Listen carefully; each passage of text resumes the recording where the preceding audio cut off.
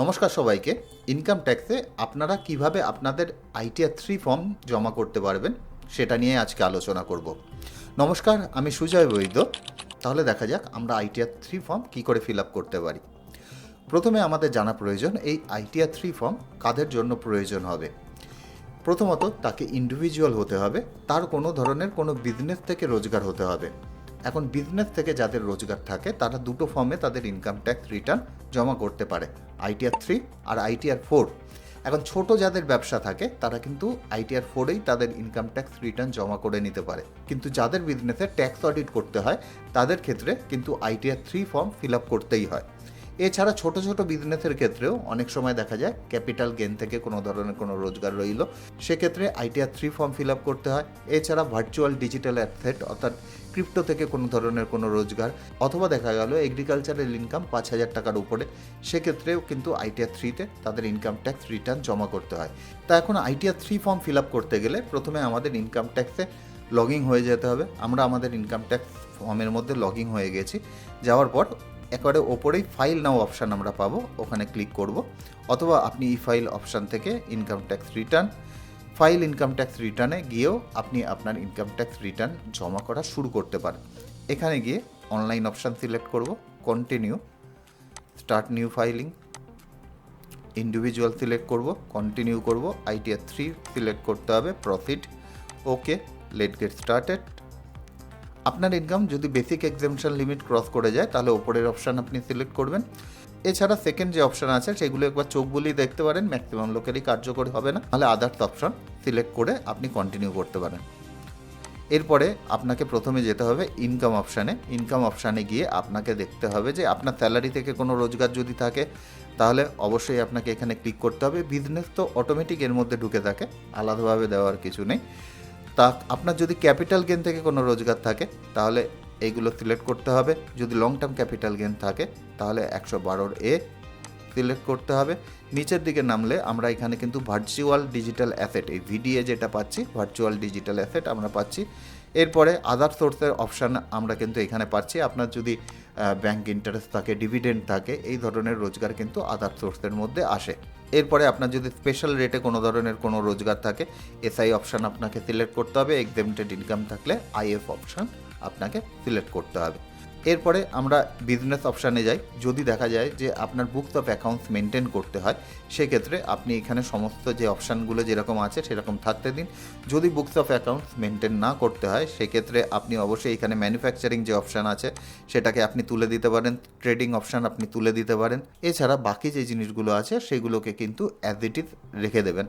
এরপরে ডিডাকশান অপশানে গেলে আমরা নিউ রেজিমে যেহেতু আমাদের ইনকাম ট্যাক্স রিটার্ন জমা করব, ম্যাক্সিমাম ডিডাকশানই আমাদের কোনো ধরনের কোনো কাজে দেবে না। সুতরাং আপনি চাইলে কিন্তু এইগুলো তুলে দিতে পারেন, অথবা যেই ডিডাকশানটাই আপনার জন্য অ্যাপ্লিকেবল হবে সেটি অবশ্যই আপনি রাখতে পারেন। এরপর ট্যাক্স পেমেন্ট, যদি আপনার কোনো টিডিএস বা অথবা টিসিএস থাকে, অথবা আপনি যদি নিজে থেকে কোনো ট্যাক্স পেমেন্ট করে থাকেন তাহলে এই অপশানে ট্যাক্স পেড অপশানগুলো আপনি সিলেক্ট করে রাখবেন। এইসব থেকে ম্যাক্সিমাম মানুষের থাকবে না, এটাকে তুলে দেবেন। তুলে আপনি কিন্তু এরপর কন্টিনিউ করবেন। এখানে স্কিপ কোয়েশ্চেন করে দিতে পারেন। এরপরে পার্টে জেনারেল, পার্সোনাল ইনফরমেশনে ভেতরে ঢুকবো। সিকিউরিটির জন্য একটু হাইড করা থাকবে জিনিসগুলো। তারপরে পার্সোনাল ইনফরমেশন ঠিকঠাক থাকলে কন্ট্যাক্টে একবার দেখে নেবেন সমস্ত কিছু ঠিকঠাক আছে কিনা। এরপর ফাইলিং স্ট্যাটাসে আমরা যদি যাই, এখান থেকে কিন্তু ইম্পর্টেন্ট জিনিস শুরু হলো। আমাদের প্রথমে দিতে হবে যে আমাদের ডিউ ডেট কোনটা। 31 আগস্ট আমাদের ডিউ ডেট, যেহেতু যারা বিজনেসম্যান তাদের জন্য 31 আগস্ট এই বছর পড়েছে। এরপরে 139(1) সিলেক্ট করে নেবেন যদি ডিউ ডেটের মধ্যে জমা করেন। যদি বিলেটেড করেন 139(4), রিভাইজ করলে 139(5). আমাদের 139(1) হচ্ছে। এরপরে যে অপশানগুলো আসবে সব কিন্তু ম্যাক্সিমাম নো করে হবে, যে আপনি নিউ রেজিমে থাকতে চান না ওল্ড রেজিমে থাকতে চান। ম্যাক্সিমাম লোকই নিউ রেজিমে থাকতে চাইবে, সব অপশান নো করে দেবেন। রেসিডেন্সিয়াল স্ট্যাটাস, এখানে রেসিডেন্স সিলেক্ট করে 182 ডেজ আপনি করে দেবেন। করে দেওয়ার পর এইখানে দেখবেন ম্যাক্সিমাম অপশান সব নো করা রয়েছে, এগুলোকে ওরকম থাকতে দেবেন যদি না আপনার জন্য কোনো স্পেশাল কোনো কেস থাকে। এরপরে অডিট ইনফরমেশনে একটা জিনিস মাথায় রাখবেন, আপনার যদি ট্যাক্স অডিট হয় তাহলে এখানে ইয়েস সিলেক্ট করতে হবে, না থাকলে কিন্তু নো সিলেক্ট করতে হবে। আমাদের ক্ষেত্রে নেই, এর জন্য আমরা নো সিলেক্ট করলাম। আপনি যদি আপনার বিজনেসে বুকস অফ অ্যাকাউন্টস না মেনটেন করেন তাহলে এই A2 যে অপশান রয়েছে এখানে কিন্তু আপনি এখানে ইয়েস করে দেবেন। ইয়েস করে দিলে আপনাকে এখানে কিন্তু দেখতে চাইবে যে আপনার যে টার্নওভার আছে সেটা কত পর্যন্ত আছে। এখানে আপ টু 1 crore যদি হয় কোনো ধরনের কোনো অসুবিধা নেই। এরপর বাকিগুলো আপনি কিন্তু নো করে দিতে পারেন। এরপরে নেচার অফ বিজনেস, যদি আপনার কোনো কারণে এফএনও থেকে কোনো ধরনের কোনো রোজগার থাকে অথবা কোনো বিজনেস থাকে, এখানে আপনি অ্যাড অ্যানাদার করতে পারেন। করে এখানে কিন্তু বিজনেস কোড আপনি পেয়ে যাবেন। এখানে এসে আপনার ক্ষেত্রে যেটা অ্যাপ্লিকেবল হবে সেটা আপনি এখানে সিলেক্ট করে নেবেন। যদি কিছু না পান তাহলে অবশ্যই আদার্স অপশান এখানে রয়েছে বিভিন্ন ধরনের, তাহলে কিন্তু তার মধ্যে থেকে একটি সিলেক্ট করতে হবে। আমরা এখানে আদার সার্ভিস সিলেক্ট করে নিলাম। ট্রেড নেম একটা কিছু দিয়ে দিতে হবে, আমরা এখানে দিয়ে দিলাম একটা র্যান্ডম। এরপরে ব্যাংকে ঢুকে দেখে নিতে হবে যে আপনার ব্যাংক ভ্যালিডেট করা আছে নাকি। আর একটা কিন্তু নমিনেটেড ফর রিফান্ড বলে এখানে অবশ্যই এনেবল করে রাখতে হবে। করে কনফার্ম করে নেব। প্রথমে আমাদের ব্যালেন্স শিট অপশানে আসতে হবে। ব্যালেন্স শিট অপশানে এসে আপনার যদি প্রপার বুকস অফ অ্যাকাউন্টস করা থাকে তাহলে কিন্তু আপনি সেখানে সমস্ত কিছু ডেটা পেয়ে যাবেন। প্রথমে এইখানে এই ফান্ডে এসে আপনার যে টোটাল যে ক্যাপিটাল আছে সেগুলো কিন্তু এখানে বসাতে হবে। পরপর আপনি দেখলেই কিন্তু বুঝে যাবেন যে কোথায় কোনটা বসাতে হবে। এরপরে আপনি যদি নিচের দিকে আসেন তাহলে লোন ফান্ড, এছাড়া কোনো জায়গা থেকে কোনো অ্যাডভান্স পেলে 4 নম্বরে আপনি বসাবেন। এগুলো আপনি বসিয়ে নিতে পারেন। এরপরে যেই জিনিসটা ম্যাক্সিমাম মানুষের লাগবে সেটা হলো 6 নম্বর। সেটা হলো আপনি যদি আপনার বিজনেসের বুকস অফ অ্যাকাউন্টস না মেনটেন করে থাকেন সেক্ষেত্রে এখানে ক্লিক করবেন। ক্লিক করলে আপনি দেখতে পাবেন এই 4টে অপশান আসছে, সানড্রি ডেটার, সানড্রি ক্রেডিটার, স্টক আর ক্যাশ ব্যালেন্স। এই 4টে অপশানে আপনার কিন্তু ডেটা বসিয়ে দিতে হবে। আমি র্যান্ডাম একটা সংখ্যা বসিয়ে দিচ্ছি এখানে। আপনার কিন্তু যে ডেটাটা হবে অ্যাকচুয়ালি সেই ডেটা এখানে বসিয়ে দেবেন। বসিয়ে দিয়ে আপনি কনফার্ম করে নেবেন। এইটা কিন্তু আমি বলছি যাদের বুকস অফ অ্যাকাউন্টস মেনটেন করতে হবে না তাদের জন্য। এরপরে আমরা চলে যাব যে পিএল অ্যাকাউন্টে। পিএল অ্যাকাউন্টে আমরা যদি যাই তাহলে কিন্তু একটা জিনিস আমরা এখানে দেখতে পাবো যে প্রফিট অ্যান্ড লস অ্যাকাউন্টের সমস্ত কিছু ডিটেল কিন্তু এখানে ক্লিক করার পর এডির অপশানে আসলে আমরা কিন্তু পেয়ে যাব আমরা কী ধরনের রোজগার করেছি, রেন্ট থেকে, কমিশন থেকে, ডিভিডেন্ড থেকে, ইন্টারেস্ট থেকে, সমস্ত কিছু এখানে দেওয়ার অপশান রয়েছে। এছাড়া আমরা যদি ডেবিট প্রফিট অ্যান্ড লসে যাই তাহলে সেখানে কিন্তু আমাদের খরচের ডিটেল সমস্ত কিছু এখানে দেওয়ার অপশান রয়েছে। যে অপশানগুলো আপনি পাবেন ভালো, যেগুলো পাবেন না সেগুলো কিন্তু আপনি আদার্স অপশানে বসিয়ে দিতে পারেন। এবার আপনার বিজনেস যদি ট্যাক্স অডিট করতে হয় না অথবা বুকস অফ অ্যাকাউন্টস মেনটেন করতে হয় না তাহলে কিন্তু এই প্রিজাম্পটিভ ইনকাম বলে যে অপশানটি আছে সেখানে যাবেন। যাওয়ার পর আপনি যদি বিজনেস থাকে তাহলে প্রথম 61 অপশান, যদি প্রফেশন থেকে রোজগার থাকে তাহলে 62 অপশান আপনি সিলেক্ট করবেন। এবার আমাদের যদি বিজনেস হয় আমরা 61-এ ক্লিক করলাম, এডিট করলাম। এডিট করার পর অ্যাড অ্যানাদার করার পর আমাদের বিজনেস নেম কিন্তু এখানে দিতে হবে। আমি একটা বিজনেস নেম দিয়ে দিলাম। এখান থেকে একটা বিজনেসের যে কোড হয় সেই কোড সিলেক্ট করলাম। আপনাদের ক্ষেত্রে যেটা প্রযোজ্য হবে অবশ্যই সেটা দেখে আপনি করবেন। এবার এখানে কিন্তু লিখতে হবে যে আপনি ক্যাশে কত টাকা পেয়েছেন এবং আপনি চেকের মাধ্যমে অথবা ব্যাংক টু ব্যাংক ট্রান্সফারে আপনার কত টার্নওভার হয়েছে। আমি ধরে নিলাম যে আমাদের 15 লাখ টাকা টার্নওভার হয়েছে চেকের মাধ্যমে, আর ক্যাশে টার্নওভার হয়েছে 2 লাখ টাকা মাত্র। এরপরে আমাদের এই 15 লাখ টাকা টার্নওভারের এগেনস্টে কত প্রফিট হয়েছে সেটা এখানে দিতে হবে। ধরে নিলাম আমাদের 5 লাখ টাকা প্রফিট হয়েছে আর 2 লাখের এগেনস্টে 50,000 হয়েছে। তা আমরা এখানে বসিয়ে দিলাম, বসিয়ে সেভ করে দিলাম। এবার কনফার্ম করে দেবো। হ্যাঁ, আর একটা জিনিস, অনেক ব্যক্তির একটা কনফিউশন হয় যে তাদের দেখা গেল যে মার্কেটে বিভিন্ন ধরনের ট্রানজাকশান হবে, সেটা কিভাবে দেখাবে। এই বছরে কিন্তু একটা চেঞ্জ হয়েছে, সেটা আমরা এই পার্ট এতে ট্রেডিং অ্যাকাউন্টে যদি যাই তাহলে কিন্তু আমরা দেখতে পাবো। ট্রেডিং অ্যাকাউন্টে তো উপরের দিকে যে অপশানগুলো থাকে সেগুলো তো দেখতেই পাবেন যে আপনাদের গ্রস রিসিভ কত হয়েছে, এছাড়া আপনাদের টোটাল যে খরচা হয়েছে সেগুলো আপনাকে এখানে দিতে হবে। কিন্তু আমরা একটু নিচের দিকে যদি চলে আসি তাহলে কিন্তু আমাদের এখানে টার্নওভার ফর ইন্টারডে ট্রেডিং বলে অপশান দিয়েছে। এখানে কিন্তু আমাদের ইন্টারডে যে ট্রেডিং হবে, আমার 50,000 টাকা intraday trading, income from intraday 5,000 টাকা ইনকাম হয়েছে, এইগুলো কিন্তু আমরা বসাতে পারবো। এছাড়া টার্নওভার ফর ফিউচার অপশান রয়েছে এবং তার প্রফিটও কিন্তু দেওয়ার এখানে অপশান দিয়ে রেখেছে। আপনাদের ক্ষেত্রে প্রযোজ্য হলে ইজিলি কিন্তু এখন এখানে কিন্তু আপনি বসিয়ে দিতে পারবেন, করে কনফার্ম করে দেবেন। এরপরে আপনার যদি স্যালারি থেকে কোনো রোজগার থাকে তাহলে কিন্তু আপনার এই শেডিউল স্যালারিতে যেতে হবে। যাওয়ার পর এই গ্রস স্যালারি অপশানে ক্লিক করে অ্যাড অ্যানাদার অপশান করতে হবে। এখানে কিন্তু আপনার এমপ্লয়ারের নাম লিখতে হবে। এটা আমি একটা আগে থেকে কিছু একটা ছিল, আমি এখানে বসিয়ে দিলাম। Nature of employment, state government নাকি সেন্ট্রাল গভর্নমেন্ট অথবা পেনশনার কী হবে দিতে হবে। যদি কোনো কিছু খুঁজে না পান তাহলে আদার্স অপশান আপনি দিয়ে দিতে পারেন। এরপরে আপনার কিন্তু এখানে অ্যাড্রেস বসাতে হবে, যে আপনি যে অফিসে কাজ করছেন তার অ্যাড্রেস কী হচ্ছে। আমরা এখানে র্যান্ডাম একটা কিছু বসিয়ে দিচ্ছি। এরপরে অ্যাড অ্যানাদার করার পর আপনার এখানে বেসিক স্যালারি কত হবে, ধরে নিলাম বেসিক স্যালারি আপনার 12 লাখ হচ্ছে, এখানে 12 লাখ আপনি বসিয়ে দিলেন। আপনার ফর্ম 16 যদি আপনার হাতে থাকে তাহলে কিন্তু আপনার স্যালারি ব্রেকআপও আপনি চাইলে এখানে বসাতে পারেন, যে আপনার বেসিক স্যালারি কত আছে, এরপরে আপনার ডিএ কত আছে, কনভেন্স কত আছে, এইচআরএ কত আছে, সমস্ত কিছু কিন্তু এখানে বসাতে পারেন। বিশেষ করে আপনি যদি ওল্ড ট্যাক্স রেজিমে আপনার ইনকাম ট্যাক্স রিটার্ন জমা করেন তখন কিন্তু এই যে ডেটাগুলো এগুলোর খুবই বেশি প্রয়োজন হয়। এগুলো বসিয়ে আমি সেভ করে দিলাম। স্ট্যান্ডার্ড ডিডাকশান যেটি আছে সেটা কিন্তু অটোমেটিক নিয়ে নেবে। একটু তাড়াহুড়ো করবো জানি, কেননা ফর্মটা অনেকটাই বড়, অনেক কিছু দেখাতে হবে। এরপরে আমাদের হাউস প্রপার্টি থেকে রোজগার থাকলে এই যে এইচপি অপশানটি এখানে আমরা সিলেক্ট করব, ঢুকে যাওয়ার পর এখানে আবার ক্লিক করব, করার পর আমরা এখানে এডিট অপশানে ক্লিক করব। করলে আমাদের প্রথমে কিন্তু আমাদের যেই প্রপার্টির এগেনস্টে আমরা এই হাউস রেন্ট পাচ্ছি তার অ্যাড্রেস বসাতে হবে। এবার এই প্রপার্টি নিজের কি নিজের নয় সেটা এখানে দিতে হবে, যদি নিজের হয় সেলফ বলে দিলাম। এরপরে প্রপার্টির কোনো কোনার আছে কিনা, যদি থাকে তাহলে ইয়েস করতে হবে, যদি না থাকে তাহলে আপনাকে নো করে দিতে হবে। এরপরে এখানে দিতে হবে সেলফ অকুপাইড নাকি রেন্টেড হলে লেট আউট অপশান আপনাকে সিলেক্ট করতে হবে। অ্যাড অ্যানাদার করে আপনার টেনেন্টের ডিটেল কিন্তু এখানে বসাতে হবে। এছাড়া অপশনাল টেনেন্টের প্যান নাম্বার থাকলে এখানে আপনি দিতে পারেন। এরপরে আপনি কিন্তু এখানে গ্রস রেন্ট রিসিট যেটা আছে সেটা এখানে বসাতে পারেন। যদি আমাদের 2 লাখ টাকা হয় তাহলে আমরা 2 লাখ টাকা বসিয়ে দেবো। বসিয়ে দেওয়ার পর আমরা কিন্তু দেখতে পাবো 30% ডিডাকশান দেওয়ার পর 1,40,000 এখানে আমাদের চলে এসছে। এরপরে কিন্তু আমরা এখানে সেভ করে দেবো, আমাদের কাজ কমপ্লিট হয়ে যাবে। এরপরে যে বিপি অপশানটি রয়েছে, ম্যাক্সিমাম ক্ষেত্রে দেখা যায় যে এই বিপি অপশানে কিন্তু আমাদের কোনো ধরনের কোনো কাজ করতে হয় না, যদি না আমরা কোনো ধরনের কোনো ডিভিডেন্ড পাই। সেক্ষেত্রে অবশ্যই সামান্য কিছু কাজ থাকে, নাহলে এরর দেখায়। পরে অন্য কোনো ভিডিওতে এটা নিয়ে একটা আলোচনা করব। যদি আপনাদের এই ধরনের কারো সমস্যা হয় তাহলে অবশ্যই জানাবেন, সেক্ষেত্রে আমি এটা নিয়ে ভিডিও করব, নাহলে একটি ছোটো ব্যাপার আর এখানে আর দেখাবো না।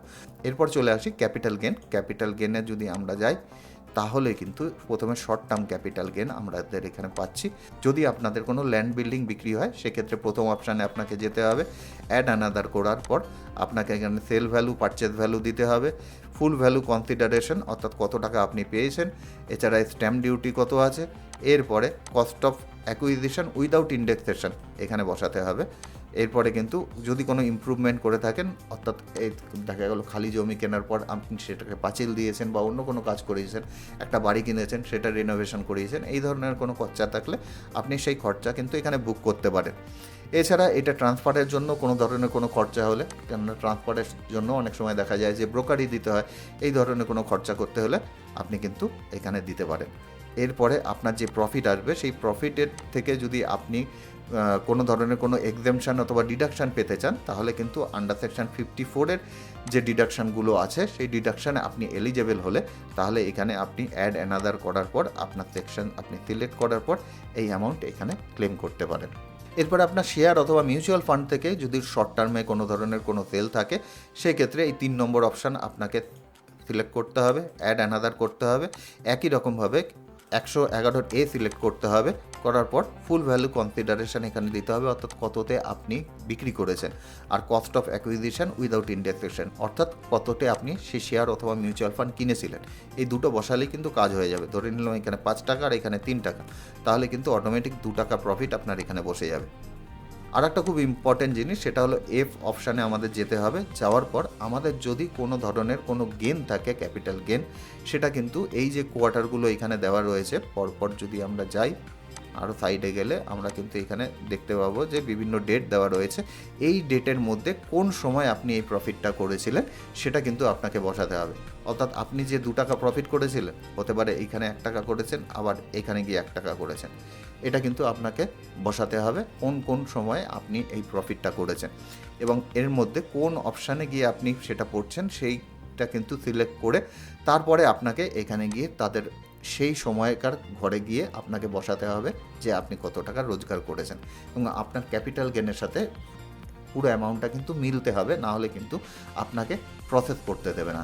এছাড়া এই কত অ্যামাউন্ট বসাতে হবে সেটা বোঝার জন্য যে শিডিউল বিএফএলে যদি আপনি যান, তাহলেও কিন্তু আপনি ক্লিয়ার হয়ে যাবেন যে কোন অ্যামাউন্ট কোন ঘরে বসাতে হবে। এটার জন্য আমরা এখানে কনফার্ম করে দেবো আপাতত।